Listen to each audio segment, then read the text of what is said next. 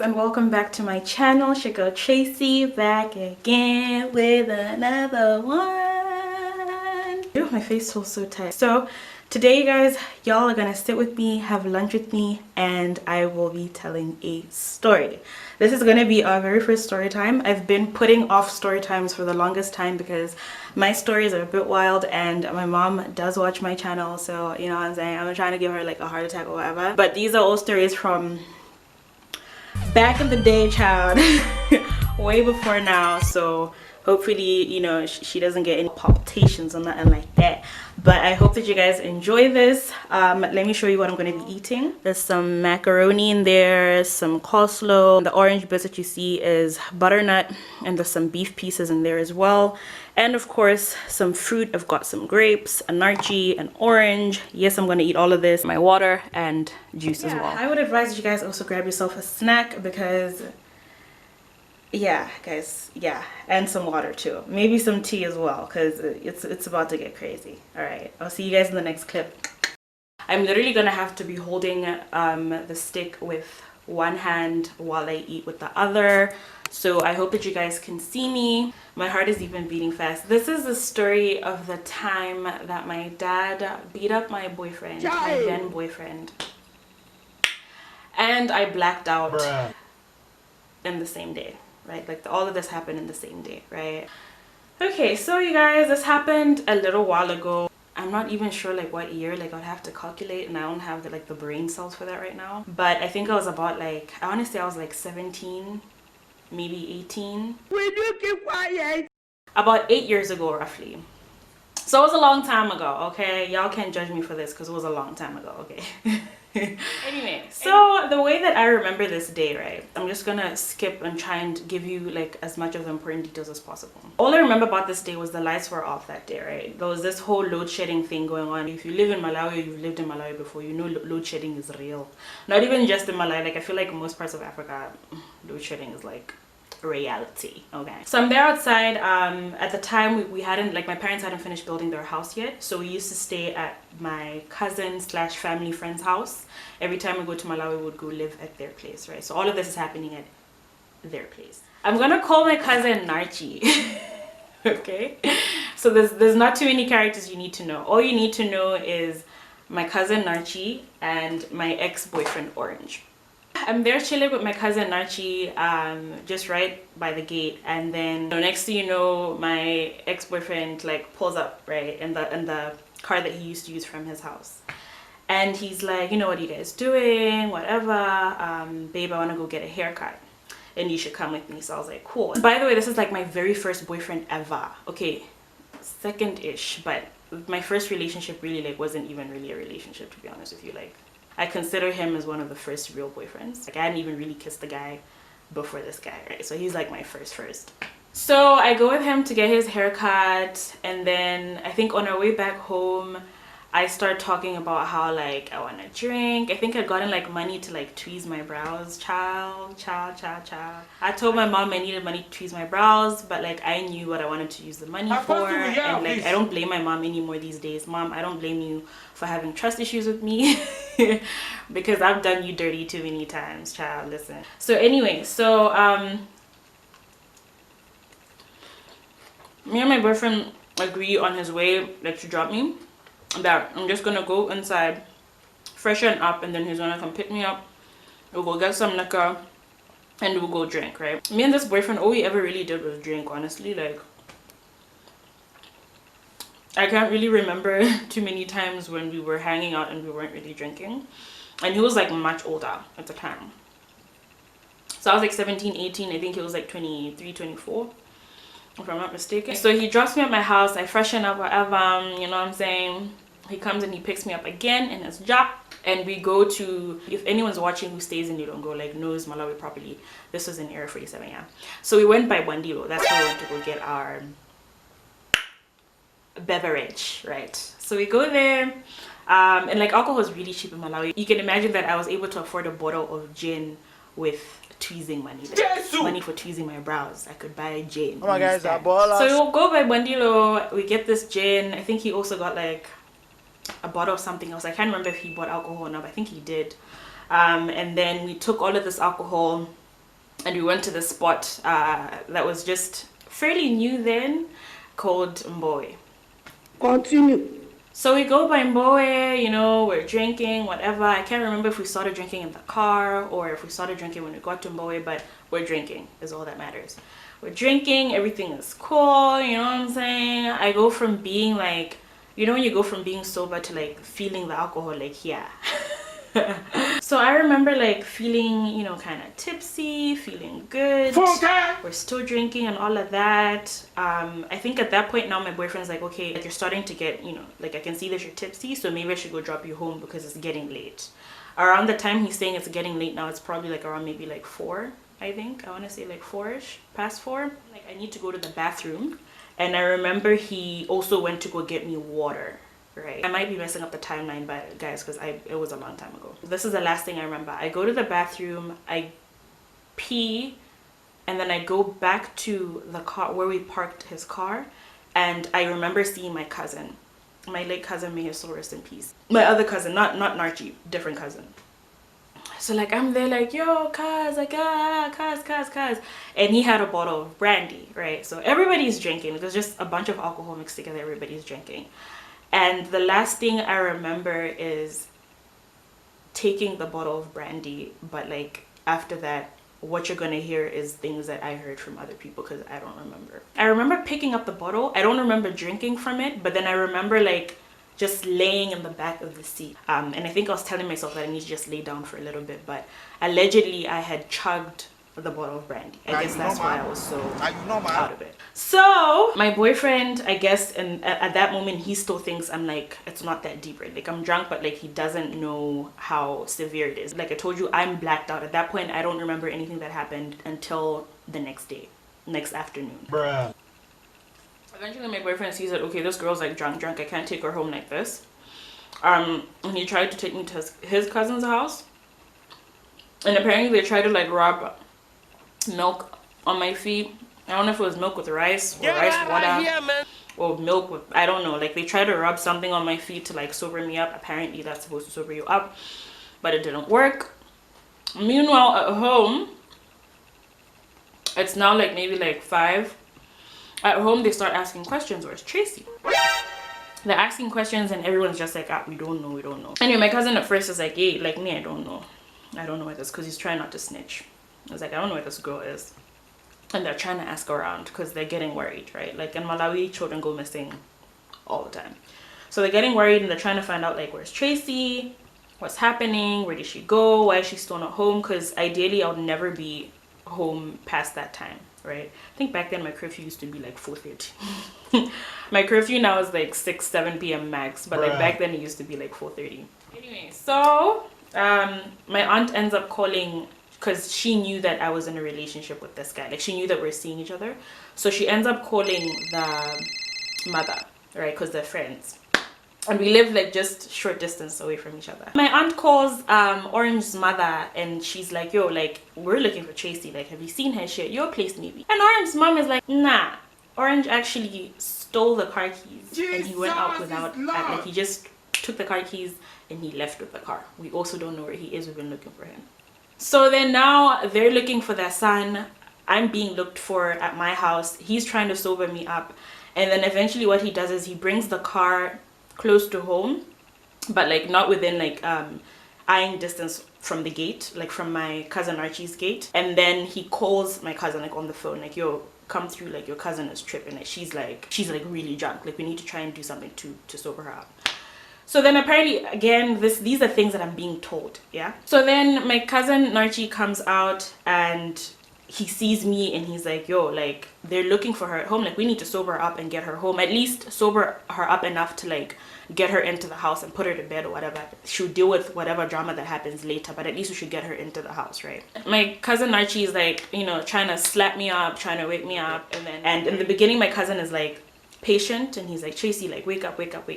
But when he sees that nothing is happening and it's getting dark, he starts to get impatient. I don't know if he pushed me too hard, but it was an accident, of course, apparently. I don't know. Listen, if you're watching this, if you ever watch this, I don't know if it was an accident or if he was out to get me. But apparently he basically pushes me, and I think at that point I hit my head really hard and got a concussion and passed out. Like now I'm like passed out. Like I'm not even blacked out anymore. Like I've passed out now. Like I'm unconscious. Wool up, wool up. Now they're like trying to wake me up. I'm not even, because at first like I would slip in and out of consciousness from the alcohol. Like I was just drunk. But then now it's like I'm not waking up anymore. Like I'm out, like a light. Eventually they're like, you know what, like this, my boyfriend's like, there's nothing else that we can do at this point. It's getting dark, her parents are getting worried, I just need to take her home. As is, like, we'll see what happens, I'll explain, whatever, like we need to take her home. So then my boyfriend Orange calls my aunt and like tells her that, yo, I'm coming home with Tracy, like, yeah, like I'm bringing her home. Continue. My aunt tells because they were right by the corner, right? Like we weren't far. So my aunt tells my mom that, yo, like apparently they're bringing Tracy, right? So everyone's like, they're getting ready to like come meet me at the gate. Jesus! My boyfriend parks the car right in front of the gate. I'm in the back seat, past, like I'm out in the back seat. I don't know where my cousin was at the time. I don't know if he arrived with my boyfriend or if he went back home and waited with everybody else. Like I don't know what the story was there. But now this is the scene, right? Cue my mom. So apparently my mom is like in a chitenge. She's in a wrapper. I don't know. In Zimbabwe, you guys call it a Zambia.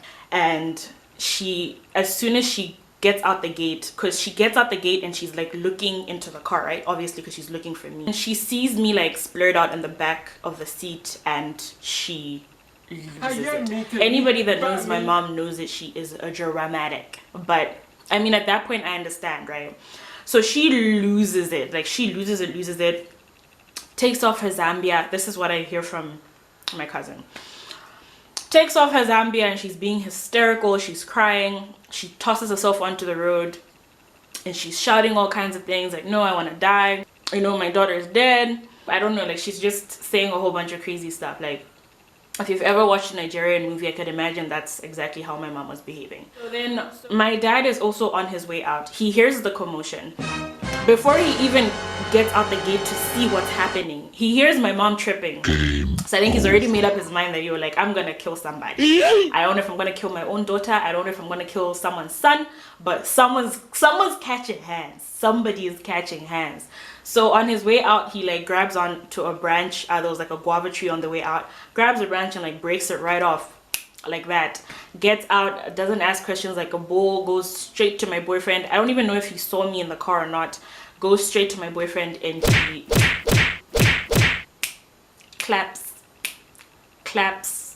The way my cousin described it, he was like, bruh, like your dad he wasn't even like caning this guy. Like he was like busting his ass, because apparently the stick even broke. So he went from using the stick to just like punching him with his fists. So my dad is like in a fit of rage and he's like going at this guy. Meanwhile, the neighbors are getting, you know, because there's just so much commotion going on. My uncle's trying to get my dad off my boyfriend. My dad won't budge. The guard, I don't know if it was like a security guard from the neighbor's house or even the neighbor himself, like a whole bunch of people just came, and it took so many men, but still my dad wouldn't budge. Like my dad was still on this guy. Eventually people are thinking like, this man is gonna kill this boy, like what the hell. Meanwhile, Orange's dad is coming from down the street. And in everyone's hearts they're thinking, okay, like thank God, you know, like he's gonna come in, like, because my dad and his dad went to university together. So they're thinking, okay, when he sees his friend, he's gonna stop, you know, beating up his son. Kante, the guy wasn't coming to come stop. He was coming to come join in. Remember, he stole the car keys from home. So like the dad gets there, also doesn't ask questions, just starts pounding on the guy. So now it's my dad and his dad beating him up. I think my cousin says he dragged me from the back of the seat into the gate, but like not too far because there was so much commotion. He wanted to go and help out outside, so he just drags my body into the onto the grass right inside the gate, and then he goes back outside and they're trying to stop the fight there. I don't know what exactly happens. I think in the process of people trying to pull off his dad and my dad from him, he managed to like slip away and he just like he bolted, he ran, right? As soon as that commotion is done, I don't know if conversations were had, I don't know if words were exchanged, but my cousin is like, then my dad comes into the house. I don't know where my mom is. I don't know if she's still being dramatic and rolling around on the floor. I don't know where she at. But my dad comes inside the gate. He's still angry, right? He sees my body like just there on the grass, and goes ham. Allegedly.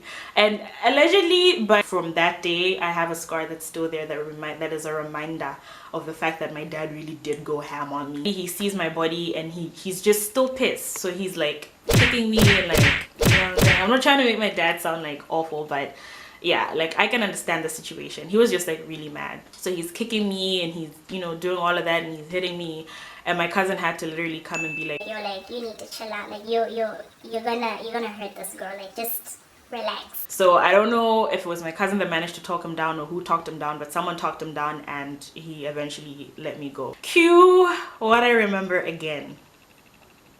So I opened my eyes. I remember being really confused, like, what's going on? Where am I? What happened? Everything's still registering. I can see like closets. I think the paint was like sky blue or something. There's like a sink on the side. Nothing looks familiar. So I'm like, slowly, my memory starts to, you know, gather itself up. And I remember we went and got alcohol. I remember I blacked out. And then I'm like, I look to my hand like this and there's like a drip. You know how they put drips here? There's like a drip attached to my hand, and I follow the tube all the way and I look at the hole and I'm like, I'm in the hospital right now. And let me tell you the dread that I felt, because I knew automatically that I must have blacked out. It wasn't the first time that I'd blacked out before, so I knew for a fact that like I definitely blacked out. I knew I'd blacked out. And I'm there, I'm like, obviously if I'm in hospital, right, my parents definitely, and I'm just dreading because I know my dad, and I literally gotten beat. I think my dad stopped hitting me when I was like 18. Bruh. Yeah, I think my dad stopped hitting when I was 18. Like, I don't consider myself the black sheep of the family, but I do, but I don't, but I do. I used to be really naughty back then. So I'm there like dreading, right? Like thinking, yo, like, my mom ends up coming in with the doctor. I think I pretended like to be asleep because I wanted to just like hear what was going on. But at that point, like the alcohol was out of my system already. My aunt also came through. I think I like faked a heart attack or something like that. Like I was tripping, guys. Like I was straight wilding. They take me home, and apparently my boyfriend had told my cousin, like Orange told Narchi that, you know, like, I'm done with her. How dare she, you know, get like that and then end up getting me beat up and blah blah blah blah blah. You know what I'm saying? And he's like, I've broken up with her. He didn't tell me that, of course. Like, he was telling my cousin Narchi, but he ended up coming to the house anyway, because I got home around like, I want to say around like lunch, and I slept throughout the afternoon. And I remember the lights went off again in the evening, and he came through and he was just like, oh babe, like, are you okay? You know, he told my cousin that he broke up with me, but he came through like, hey baby. They ended up calling like a whole meeting with his parents and my parents to find out what happened. Guys, I don't even know what story we gave. I think we told my parents that I was with friends, but obviously they knew. Like, you know, sometimes like I think about the excuses I used to give when I got in trouble, and I'm like, child, really? Like, just admit that you were wrong and let's keep it pushing, you know what I'm saying? But anyway, yeah, so we continued to date after that. He didn't break up with me, but my dad didn't talk to me for what felt like maybe 2 months, maybe even 3. Like, he straight silent, not even hi. Like, he did not talk to me at all. He didn't hit me again, but he just, I think at that point he was just like, I'm done with this, like, I'm done with this girl, you know what I mean? So you guys, that is the story of how my dad beat up my boyfriend and how I woke up in hospital after drinking alcohol. Not very proud moments, not very proud moments. I'm able to talk about it now and laugh about it, but I was really like embarrassed back then. Like, and the fact that like Lilongwe is a very small city, like Malawians were a lot in a tiny piece of land. Everybody knows everybody, so it's like people knew about it, and I was just really embarrassed. And like the guy was known-ish, you know, to be a troublemaker for the most part, but he was pretty well known, so like people knew about the story, you know, after that day. So yeah, it was pretty embarrassing, but I'm over it. I hope that everybody's over it as well. And yeah, guys, yo, anyway, so you guys should look forward to a lot more story times just like this, guys. I've got very hectic